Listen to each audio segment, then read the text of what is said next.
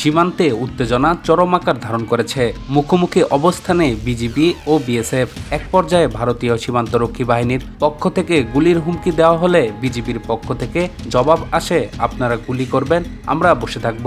আর এই বাক্য এখন সীমান্ত জুড়ে আলোচনার কেন্দ্রবিন্দুতে। ভারত বাংলাদেশ সীমান্তে সাম্প্রতিক সময়ে পুশ ইন ইস্যুকে ঘিরে একের পর এক উত্তেজনাকর পরিস্থিতি তৈরি হচ্ছে। বিজিবির কঠোর অবস্থানের কারণে সীমান্ত দিয়ে মানুষ প্রবেশ করানোর একাধিক প্রচেষ্টা ব্যর্থ হয়েছে। ফলে বিভিন্ন সীমান্ত পয়েন্টে দুই দেশের সীমান্তরক্ষী বাহিনীর মধ্যে উত্তেজনা বাড়ছে। সীমান্তবর্তী এলাকাগুলোতে স্থানীয় বাসিন্দারাও সক্রিয় হয়ে উঠেছেন। বিজিবির সঙ্গে সমন্বয় করে তারা সীমান্তে নজরদারি করছেন এবং অনুপ্রবেশ ঠেকানোর অবস্থান নিচ্ছেন।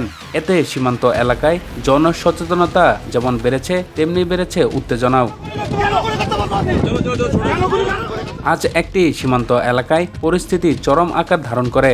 বিজিবি ও বিএসএফ সদস্যদের মধ্যে তর্ক বিতর্কের এক পর্যায়ে উত্তপ্ত বাক্য বিনিময় হয়। প্রত্যক্ষদর্শীদের ভাষ্য অনুযায়ী সেখানেই গুলির হুমকি ও পাল্টা জবাবের ঘটনা ঘটে। সীমান্তে বর্তমানে সতর্ক অবস্থানে রয়েছে। যে কোনো ধরনের অনুপ্রবেশ বা সীমান্ত পরিস্থিতির অবনতি ঠেকাতে বাহিনীটি সর্বোচ্চ প্রস্তুতি নিয়ে কাজ করছে। এদিকে সীমান্তের পরিস্থিতি নিয়ে উদ্বেগ ও আলোচনা অব্যাহত রয়েছে দুই দেশের মধ্যে।